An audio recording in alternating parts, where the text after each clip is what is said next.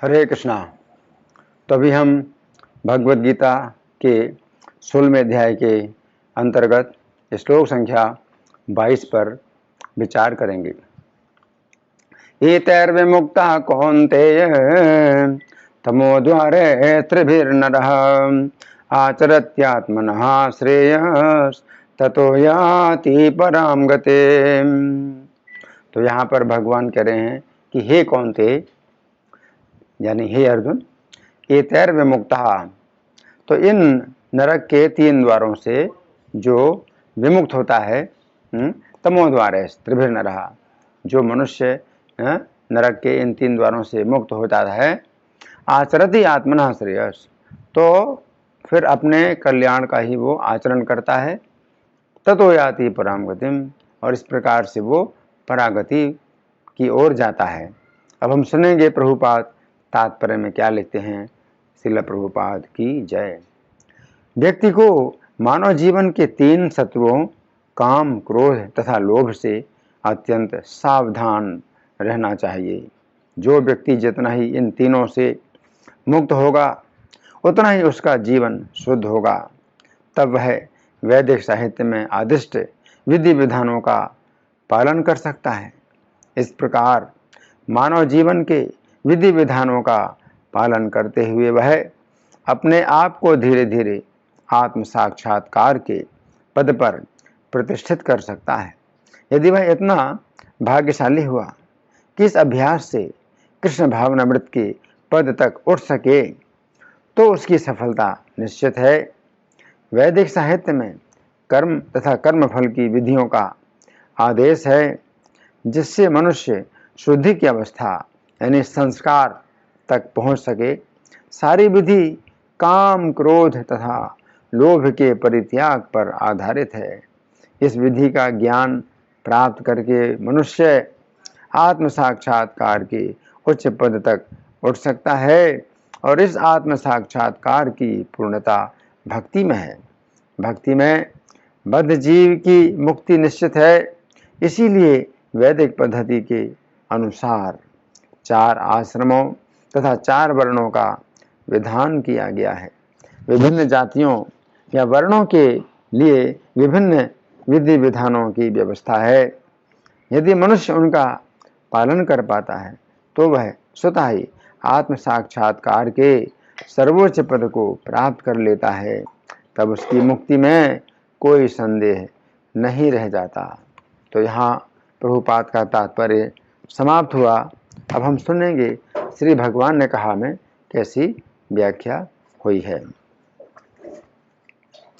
पिछले श्लोक में श्री कृष्ण ने कहा था कि हमें काम, क्रोध तथा लोभ इन शत्रुओं का त्याग कर देना चाहिए।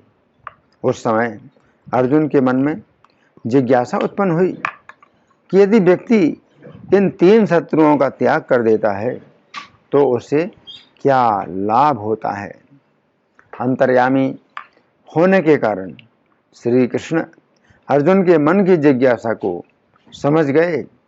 अतः उन्होंने इस श्लोक में बताया है, यदि व्यक्ति इन शत्रुओं से मुक्त होकर अपने कल्याण का आचरण करता है तो वह परम गति प्राप्त करता है। इस श्लोक में श्री कृष्ण की 2 अत्यंत महत्वपूर्ण शिक्षाएं हैं, जिनकी हम क्रम पूर्वक चर्चा करेंगे। पहली अत्यंत महत्वपूर्ण शिक्षा, इस श्लोक की पहली पंक्ति के शब्द हैं, एतैः विमुक्तः कौन्तेय तमः द्वारे है त्रिभिः नरः, अर्थात जो मनुष्य इन तमो द्वारों से मुक्त हो जाता है। तो यहाँ पर बात पूरी नहीं हुई है। यहाँ पर प्रश्न उठता है कि यदि व्यक्ति इन तमो द्वारों से मुक्त हो जाता है तो उसे क्या लाभ होता है। इस प्रश्न का उत्तर तो श्लोक की अगली पंक्ति में आएगा, परंतु यहाँ पर एक बात समझने की है कि व्यक्ति को इन 3 तमो द्वारों से विमुक्त होना चाहिए। तो यहाँ पर श्री कृष्ण 3 तमो द्वारों से मुक्त होने की बात कर रहे हैं। पिछले श्लोक में श्री कृष्ण ने नरक के एक ही द्वार की बात कही थी, परंतु यहाँ पर श्री कृष्ण 3 तमो द्वारों की बात कर रहे हैं। तम शब्द का अर्थ है अज्ञान। इस प्रकार तमो द्वार का अर्थ हुआ अज्ञान का द्वार। तो यहाँ पर श्री कृष्ण कह रहे हैं कि अज्ञान के द्वार 3 हैं। ये समझने की बात है कि कभी कभी अज्ञान का एक ही द्वार बताया जाता है तथा वो द्वार है काम, तथा कभी कभी 2 द्वार बताए जाते हैं तथा वे 2 द्वार हैं काम तथा क्रोध। फिर कभी कभी 3 द्वार बताए जाते हैं तथा वे द्वार हैं काम, क्रोध तथा लोभ। फिर कभी कभी 6 द्वार बताए जाते हैं तथा वे द्वार हैं काम, क्रोध, लोभ, मोह, मद तथा मत्सर। तो यहाँ पर श्री कृष्ण काम, क्रोध तथा लोभ इन 3 द्वारों की बात कर रहे हैं जो अज्ञान की ओर ले जाते हैं। तो यहाँ पर श्री कृष्ण कह रहे हैं कि काम शत्रु अज्ञान का द्वार है। गीता 3:39 में श्री कृष्ण कहते हैं कि काम शत्रु ज्ञान को ढक लेता है। तो ये दोनों बातें एक ही हैं कि काम शत्रु ज्ञान को ढक लेता है तथा काम शत्रु अज्ञान का द्वार है। यहाँ पर समझने की बात यह है कि काम शत्रु व्यक्ति के ज्ञान को इस प्रकार ढक लेता है कि व्यक्ति भविष्य में परिणाम क्या होगा इसका विचार नहीं करता है। भागवत के 4थे स्कंध के अंतर्गत अध्याय संख्या 25 में वर्णन आता है कि राजा पुरंजन से एक युवती ये शब्द कहती है, हे राजन, मैं ये नहीं जानती हूँ कि मुझे किसने उत्पन्न किया है। मैं तुम्हें ये ठीक ठीक नहीं बता सकती हूँ, नहीं मैं अपने विषय में या दूसरों के विषय में ही जानती हूँ। हे वीर, हम केवल इतना ही जानते हैं कि हम इस स्थान में हैं। हम ये नहीं जानते हैं कि आगे क्या होगा। वास्तव में हम इतने मूर्ख हैं कि हम ये भी जानने का प्रयत्न नहीं करते हैं कि हमारे रहने के लिए किसने इतना सुंदर स्थान बनाया है। परंतु मैं केवल इतना जानती हूँ कि तुम किसी न किसी तरह यहाँ पर आए, ये मेरे लिए अत्यंत सौभाग्य की बात है। तुम्हें भोगने की इच्छा है, अतः मैं तुम्हारी भोग इच्छा को पूरी करने का पूरा प्रयत्न करूँगी। हे स्वामी, तुम यहाँ पर 100 वर्षों तक रहो और भोगों की सारी सामग्री तुम्हें प्राप्त होगी। इस वर्णन से हम समझ सकते हैं कि काम शत्रु हमें प्रेरित करता है कि हमें इस समय भोग करना चाहिए। ये काम शत्रु भविष्य को ढक देता है कि अंत में हमारे ऊपर कैसे कैसे संकट आएंगे, तथा ये काम शत्रु पिछली घटनाओं को भी ढक देता है कि ये मनुष्य जीवन हमें क्यों प्राप्त हुआ है। तो यहाँ पर श्री कृष्ण कहते हैं कि काम शत्रु अज्ञान का द्वार है। अब यहाँ पर श्री कृष्ण कह रहे हैं कि क्रोध शत्रु अज्ञान का द्वार है। ये बात समझने की है कि सर्प अत्यंत क्रोधी स्वभाव का होता है। यदि हम सर्प को दूध पिलाते हैं उस समय सर्प के साथ हमारे संबंध अच्छे हो जाते हैं, सर्प हमारे साथ रहता है तथा हमें सर्प से कोई भय नहीं रहता है। परंतु जिस समय हम अपना पैर गलती से भी सर्प के ऊपर रख देते हैं उस समय क्रोध के कारण सर्प का ज्ञान पूरी तरह ढक जाता है। उसके पास ये ज्ञान है कि हम उसे प्रतिदिन दूध पिलाते हैं, परंतु क्रोध के कारण उसका ये ज्ञान पूरी तरह ढक जाता है कि हमने प्रतिदिन उसे दूध पिलाया है, तथा उसका ये ज्ञान भी पूरी तरह ढक जाता है कि यदि वो हमें काटेगा तो हमारे उसके साथ संबंध खराब हो जाएंगे तथा आगे से हम उसे दूध नहीं पिलाएंगे। इस प्रकार सर्प हमें काट लेता है। तो कई लोगों के अंदर क्रोध किसी प्रकार का होता है, क्रोध किसी भी कारण से उत्पन्न हो जाता है तथा ये क्रोध व्यक्ति के साथ हुई पिछली घटनाओं के ज्ञान को ढक देता है तथा भविष्य में होने वाले उल्टे परिणाम को ढक देता है। तो यहाँ पर श्री कृष्ण कह रहे हैं कि क्रोध अज्ञान का द्वार है। अब यहाँ पर श्री कृष्ण कह रहे हैं कि लोभ अज्ञान का द्वार है। जिस समय व्यक्ति के अंदर लोभ उत्पन्न होता है उस समय वो केवल एक ही धुन में होता है कि उसे धन संचित करना है, लोभ के कारण व्यक्ति का ये ज्ञान ढक जाता है कि संचित धन उसे कोई भी सुख नहीं देगा। लोभ के कारण व्यक्ति का ये ज्ञान भी नष्ट हो जाता है कि संचित धन उसे नरक में भेज देगा। लोभ के कारण व्यक्ति का ये ज्ञान भी ढक जाता है कि धन का उचित उपयोग ना करने से उसकी ख्याति नष्ट हो जाएगी। लोभ के कारण व्यक्ति का ये ज्ञान भी नष्ट हो जाता है कि संचित धन की रक्षा करने में उसे अत्यंत भय तथा चिंता की प्राप्ति होगी। लोभ के कारण व्यक्ति का ये ज्ञान भी ढक जाता है कि धन का उचित व्यय न करने से उसके भाई, पत्नी, माता, पिता तथा मित्र उससे अपना स्नेह संबंध तोड़ लेंगे तथा उसके शत्रु बन जाएंगे। लोभ के कारण व्यक्ति का ये ज्ञान भी ढक जाता है कि संचित धन को श्री कृष्ण की सेवा में ना लगाने से उसे श्री कृष्ण के धाम की प्राप्ति जैसे लाभ से वंचित होना पड़ेगा। तो यहाँ पर श्री कृष्ण कह रहे हैं कि लोभ अज्ञान का द्वार है। अब यहाँ पर श्री कृष्ण कह रहे हैं, यहाँ पर श्री कृष्ण अर्जुन के लिए कौन्तेय शब्द का प्रयोग करके कहना चाहते हैं कि हे अर्जुन, तुम्हें कौन्तेय इसलिए कहा जाता है क्योंकि तुम कुंती देवी के पुत्र हो। क्योंकि कुंती देवी में काम, क्रोध तथा लोभ का अत्यंत अभाव है, इसलिए तुम भी इन तीन शत्रुओं से मुक्त हो। कुंती देवी ने काम, क्रोध तथा लोभ इन तीन शत्रुओं का त्याग करके मुझे ही अपना आश्रय बनाया है। तो यहाँ पर श्री कृष्ण कह रहे हैं, एतैः विमुक्तः नरः, अर्थात नर जीवन में ही इन तीन शत्रुओं से विमुक्त हुआ जा सकता है।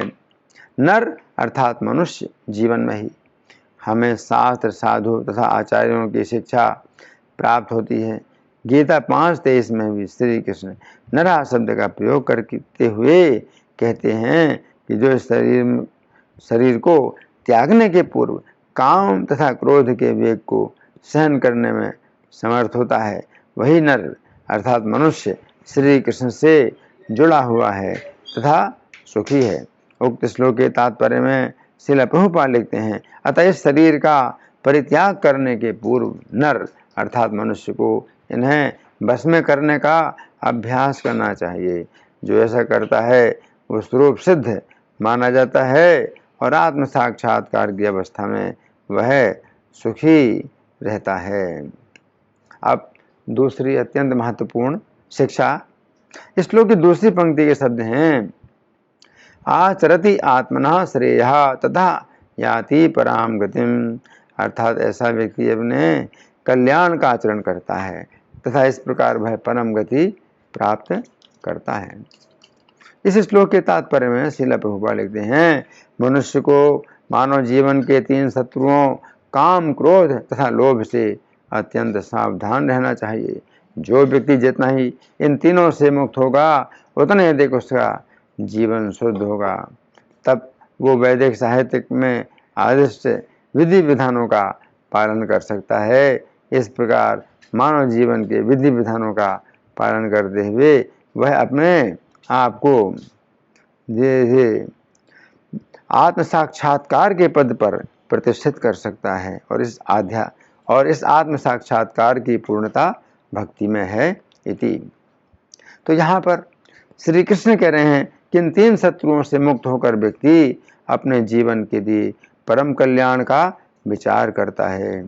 वो इस प्रकार विचार करता है, मेरे साथ ये धन संपत्ति, स्त्री, पुरुष, घर, परिवार आदि पहले भी नहीं थे और आगे भी नहीं रहेंगे, अतः इन वस्तुओं में ममता करने से मुझे क्या लाभ होगा। अब मैं अपने मन को कभी भी संसार के भोगों में नहीं फंसाऊंगा। श्री कृष्ण संपूर्ण जगत के बंधु हैं। मैंने अभी तक श्री कृष्ण से प्रेम ना करके अनित्य भोगों में अपनी आसक्ति पैदा की है। मैंने स्त्री, पुत्र, धन, मान आदि में अपना मन लगाकर बहुत बड़ा धोखा खाया है। मैंने भौतिक आसक्ति के परिणाम स्वरूप निराशा, असफलता, वियोग, मृत्यु तथा रोना कराना ही पाया है। अब श्री कृष्ण की कृपा से मेरा चित्त शुद्ध हुआ है। अब मैं अपने कल्याणकारी मार्ग की ओर मुड़ा हूँ। अब मैं श्री कृष्ण का प्रेम प्राप्त करने के लिए भक्ति की तीव्र साधना करूँगा। ऐसी अवस्था में मेरा चित्त श्री कृष्ण के दिव्य गुणों की ओर ही आकर्षित होगा तथा मेरा मन श्री कृष्ण के दिव्य सौंदर्य माधुर्य पर मुग्ध होता रहेगा। तो यहाँ पर श्री कृष्ण कह रहे हैं कि इन तीन तमोद्वारों से मुक्त होकर व्यक्ति अपने कल्याण का आचरण करता है। तो यहाँ पर श्री कृष्ण कह रहे हैं कि व्यक्ति इस प्रकार परम गति प्राप्त करता है। पद्म पुराण के उत्तरखंड में कार्तिक महात्म्य के अंतर्गत अध्याय संख्या 20 में वर्णन आता है कि जिस समय धर्मदत्त नाम के ब्राह्मण ने अपने जीवन का आधा पुण्य कलहा नाम की राक्षसी को दिया, उस समय कलहा प्रेत योनि से छूट गई तथा लक्ष्मी के समान सुंदरी हो गई। उसने ब्राह्मण को प्रणाम किया तथा कहा, हे ब्राह्मण श्रेष्ठ, मैं तुम्हारी कृपा से नरक से छूटी तथा पाप के प्रवाह में डूबी हुई मेरे लिए आप नौका हो गए। उस ब्राह्मण से ऐसा कहती हुई उस कलहा ने प्रकाशमान विमान को देखा। उस कलहा को पुण्यशील तथा सुशील नाम के द्वार वालों ने उत्तम विमान में बैठाया तथा उसे वैकुंठ ले गए। तो यहाँ पर श्री कृष्ण कह रहे हैं कि जो व्यक्ति इन तीन शत्रुओं से मुक्त हो जाता है वो अपना कल्याण करके परम गति प्राप्त करता है। इस श्लोक के बंगाली पद्यानुवाद में श्रील प्रभुपाद लिखते हैं, हे तीन मुक्त जाग सुन हे कौन्ते तमो गुणेर द्वार से अतिशय हे तब से आचरी धर्म निज श्रेयस कर परागत लाभ करे मम भक्ति पर। यहाँ पर श्री कृष्ण अर्जुन से कह रहे हैं परागत लाभ करे मम भक्ति पर, अर्थात हे अर्जुन, जो व्यक्ति काम क्रोध तथा लोभ से छूटकर अपने कल्याण का आचरण करता है उसे मेरी पराभक्ति प्राप्त होती है।